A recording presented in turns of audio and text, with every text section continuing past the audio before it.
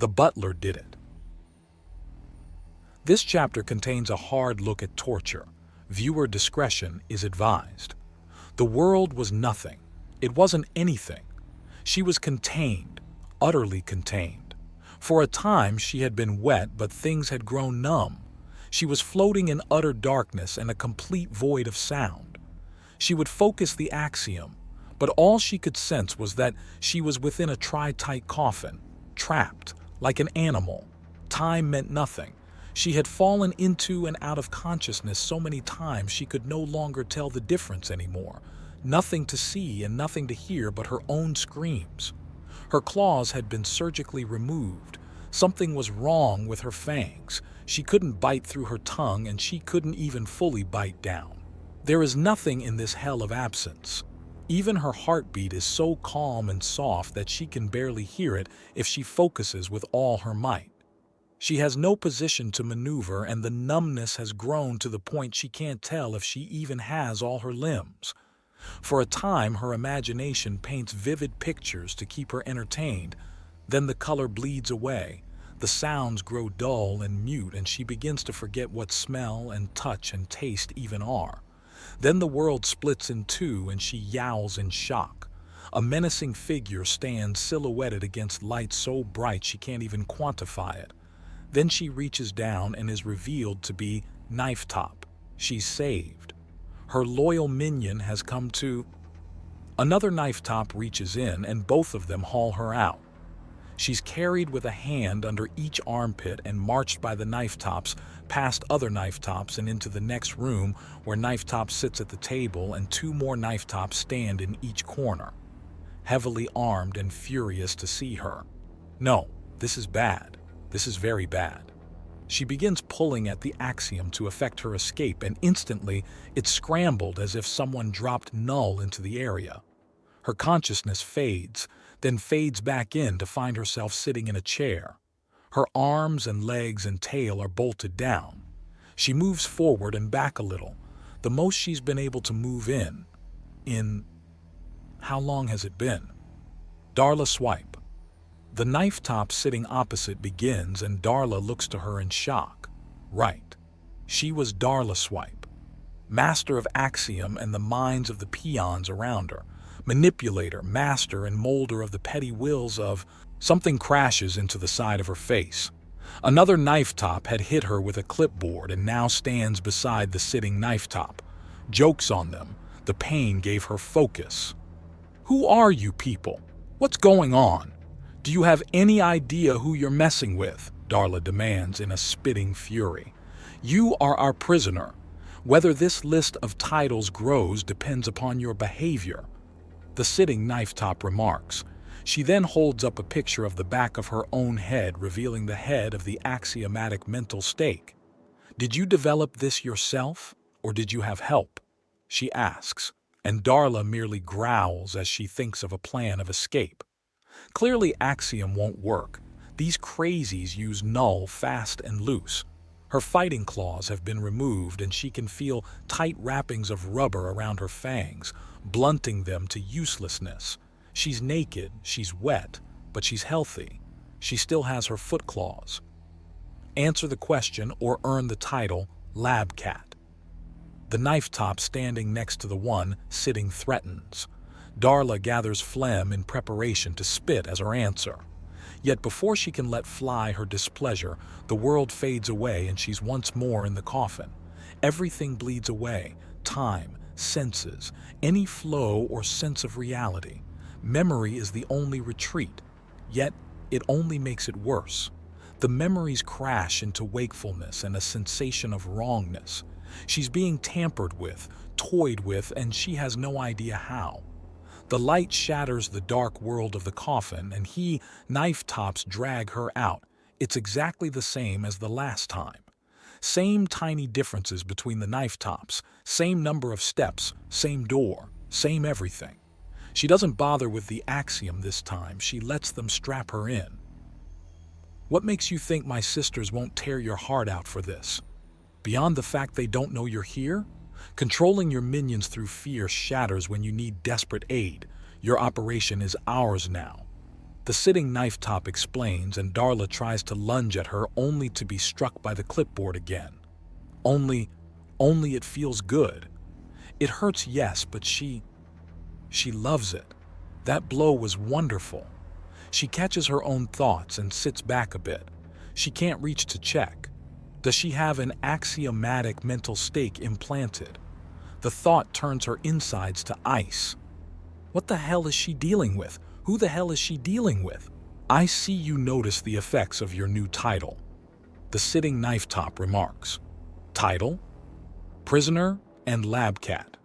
Do you wish to add to this admittedly short list of titles? The knife top with the clipboard says, Now then, Miss Swipe, you're going to tell us who else helped you in creating this. The sitting knife top says, holding up a picture of the axiomatic mental stake. Why, so you can make your own, she demands, and the sitting knife top raises an eyebrow. Is that your final answer? She asks, and Darla's eyes narrow in a glare. So it is. She remarks, and the world swirls around her. Darla awakens to darkness again. The numbness is beyond anything else that she ever imagined. She's not stuffed in cotton. She's not even numb. Her sense of touch is gone. She screams, and though she hears the sound, she doesn't feel her throat move. She thrashes and feels nothing, only hears the slight splashing of the warm water and the tiny, helpless thumps she can make against the edges of the coffin. She slams her head into the top and can't feel a thing. She chews on her tongue and there's nothing. It's all nothingness. She feels nothing. She yowls and yowls until they grow hoarse and she can taste the blood in her throat.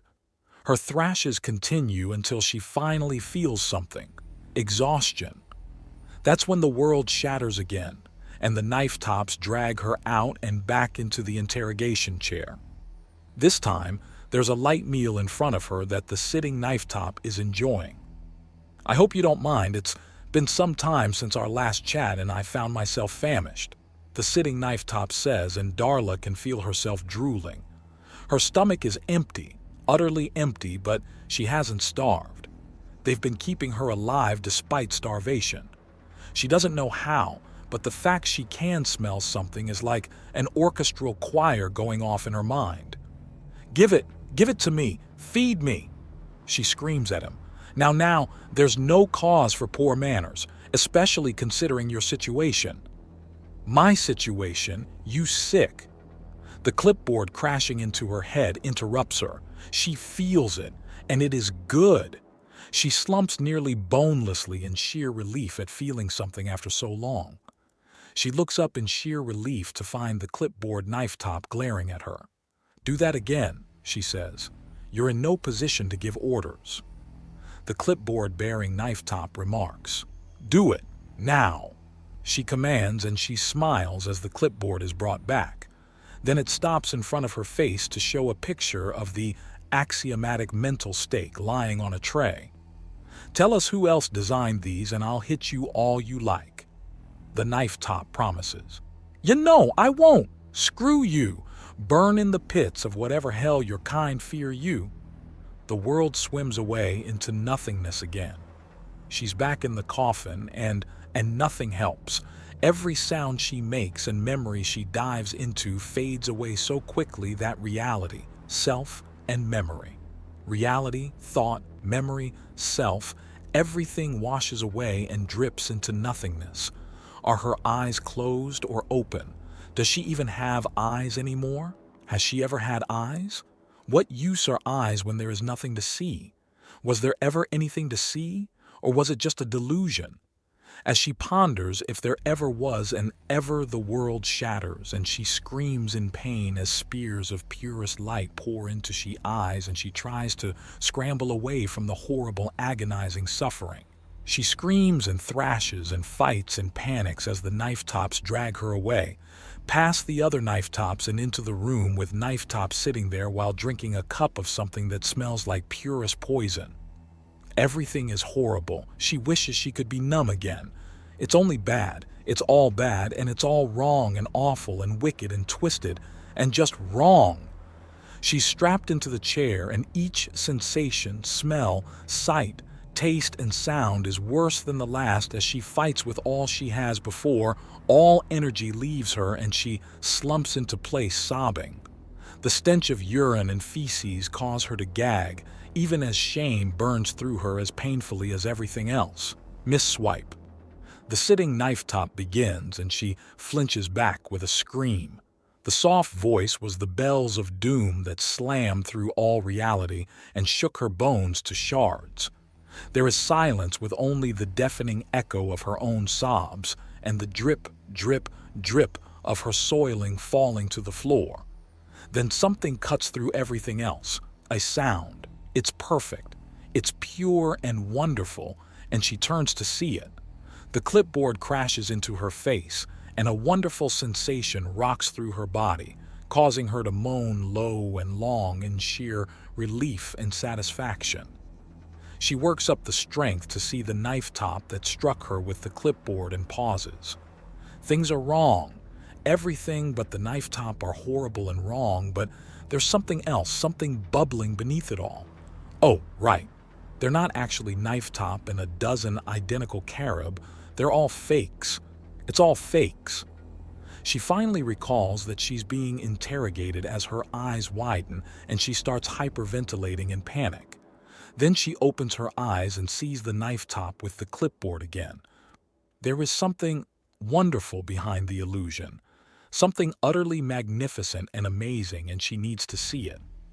"Ma'am, we need you to tell us who can make these," the sitting knife top says, but she doesn't even glance that way. "Miss Swipe?" The clipboard holding knife top asks, and Darla nods excitedly. To hear her last name spoken from this wonderful thing disguised as knife top is bliss. "Can you name everyone that you know can make these?"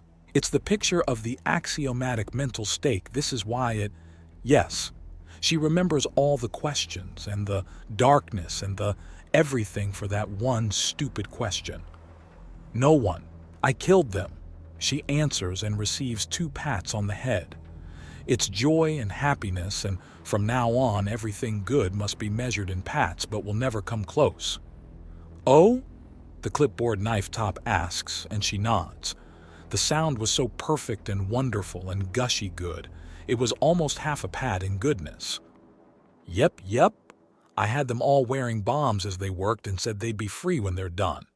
They were free to die, so I set them off when I understood everything. Boom!" Then the clipboard confide top reaches over and scratches behind her ears, prompting another low, shuddering moan of purest bliss. They truly are all that is right and good and wonderful. Each scratch is easily worth 2 pats each, and she got 3 behind each ear. It was amazing. "We have just a few more questions and then everything becomes better, okay?" the clipboard knife top asks, and Darla nods as fast as she can. "It can get better? There's better?" She wants it. She wants it so much. "How many more did you make? How many of them are in people? Which people and where are they?" the clipboard knife top asks, and Darla nods. She knows almost all of that. 5 total, all in people. There's you, knife top. There's also Flayer and Cutter and Shaker and Breaker. Flayer's a big flappy sort of woman, but not a bird. Cutter has extra arms that are knives. Shaker has a big shaka-shoka thing at the end of her tail and nothing else. Oh, and Breaker's the biggest and meanest of the bunch. Big teeth, and I remember, a Sonier, a Snikt, a Nagasha without arms, and a really big Horchka. They're all on Centris somewhere. I don't know where, but my communicator. It's, where's my communicator? Wait, this isn't... Darla begins to come to her senses, and the knife top with the clipboard smiles more beautifully than anything she can imagine, leans over and kisses her on the brow. Darla slumps into unconsciousness, and Corporal Lore leans back and lets his illusion fade away. He lets out a huge breath through clenched teeth as Sir Philip removes the pin that allowed the illusion and places it on the table. A most succinct summarization of the information, he notes before refilling his cup of tea and taking a drink. Cool or not, it's needed. "I feel dirty. Using the tricks we pulled off the persona nail is just wrong. Playing with her sensory perception, shutting off senses, altering them to be nothing but pleasure or pain, shifting all stimuli from specific sources into pleasure. It's insane. Corporal Lore remarks and Sir Philip nods. I hate to say it, young man, but I have seen worse. Not by much granted, but you greatly accelerated her treatment. Ordinarily, it takes weeks, perhaps even months to reach this form of pliability. This interrogation method is entirely too effective to not be used again. It's entirely too fucking evil to have been used now, Lore mutters under his breath. Care to explain yourself, young man? Sir Philip demands crossly, and for a moment, Lore freezes before he turns to face the elderly spy. I don't care how good the results are. What we just did was fucking wrong. Yes, good things will come of this. Lives will be spared, suffering will be alleviated, and it was all on the price of one wicked and cruel person suffering. But it was still fucking wrong, Lore says. Yay, that was foul, Herbert remarks as he tosses his own pin onto the table. I hope things like this are few and far in between, Harriet mutters as she lets her own disguise drop. Sir Philip smiles faintly. Good. They have proper morals and know where the line must be drawn and likely when to cross that line, two very important traits. Thankfully, they are. I won't deny it. This was roughly as dirty as the business can get. You'd have to be a sociopath to avoid that sickening sensation in the pits of your stomach. That's good. That's very good. Remember this moment, while inevitable, these moments can be put off. The better you are, the more skilled, the more focused, the more attentive and capable you prove yourselves, the less you will need to sully yourself in this kind of dirty work. Yet, in the end, you must understand that what matters isn't how comfortable with yourself you are. It isn't whether or not you can sleep at night. It's whether the job is done. For if the job needs to be done, then it must be done. And if it's not you to see it done, then they might send a sociopath who will do things such as this without so much as a blink, Sir Philip says before standing up. He adjusts his tailcoat and sighs. You children can leave now. I'll tidy up, he offers. None of them move, and he raises an eyebrow in response. With all due respect, sir, this is all our mess. We will all clean it up, Lore says, and Sir Philip nods with a more genuine smile. Whatever fears he had for the suitability of his replacements are fading to nothingness.